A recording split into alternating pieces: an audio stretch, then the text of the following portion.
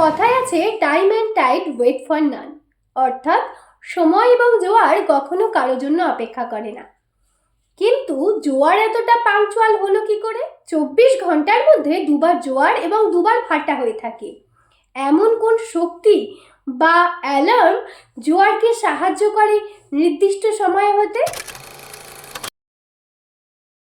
আমাদের পৃথিবীর 4 ভাগের 3 ভাগের মধ্যেই রয়েছে জলরাশি। এই জলরাশির অন্যতম একটি বৈশিষ্ট্য হলো জোয়ার এবং ভাটা।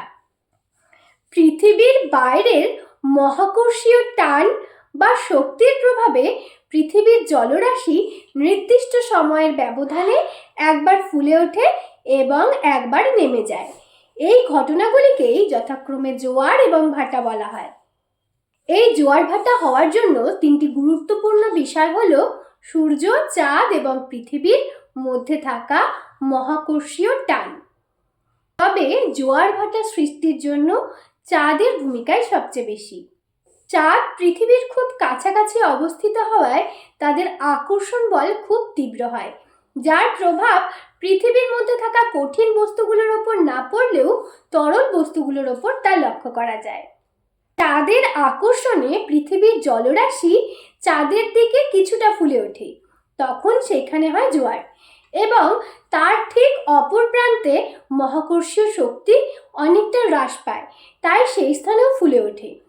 চাঁদের দিকে যে জোয়ার হয় তাকে বলা হয় মুখ্য জোয়ার, এবং তার বিপরীত দিকে যে জোয়ার হয় তাকে বলা হয় গৌণ জোয়ার। আর এই সময় সমুদ্রের বাকি দুদিকে জল নেমে যায়। এই ঘটনাকে বলে ভাটা। জোয়ার ভাটা প্রক্রিয়ায় চাঁদের প্রভাব সবসময় একই রকম থাকে, কিন্তু সূর্যের প্রভাব পড়লে সেই জোয়ার ভাটার মধ্যে কিছু পরিবর্তন লক্ষ্য করা যায়। সূর্যের অবস্থানের কারণে জোয়ার কখনো প্রকট হয়, আবার কখনো তার শক্তি হারায়। যখন চাঁদ, সূর্য এবং পৃথিবী একই সরলরেখায় থাকে তখন অধিক আকর্ষণের ফলে স্বাভাবিকের তুলনায় তীব্র জোয়ার হয়, যাকে তেজ কটাল, ভরা কটাল বা ভরা জোয়ার বলে। অমাবস্যা এবং পূর্ণিমার দিন চাঁদ, সূর্য এবং পৃথিবী একই সরলরেখায় থাকায় সেই দিন ভরা কোটাল হয়ে থাকে। ভরা কোটালের বিপরীত দশাই হলো মরা কোটাল। তবে এই মরা কোটাল সম্বন্ধে জানার আগে আমাদের জানতে হবে শুক্লপক্ষ এবং কৃষ্ণপক্ষের ব্যাপারে।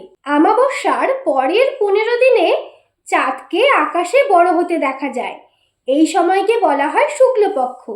ও পূর্ণিমার পরের 15 দিন আকাশে চাঁদকে ধীরে ধীরে ছোট হতে দেখা যায়, এই সময়কে বলে কৃষ্ণপক্ষ। শুক্লপক্ষ এবং কৃষ্ণপক্ষের মাঝামাঝি অর্থাৎ অষ্টম রাতে চাঁদ, সূর্য এবং পৃথিবী এক সমকোণে থাকে, তাই চাঁদ ও সূর্যের মহাকর্ষ বল বিপরীত দিকে কাজ করে, ফলে পৃথিবী পৃষ্ঠের জলরাশি অতটাও ফুলে উঠতে পারে না।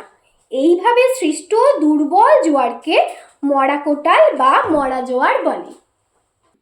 আশা করি আজকের ভিডিওটি তোমাদের উপকারে আসবে।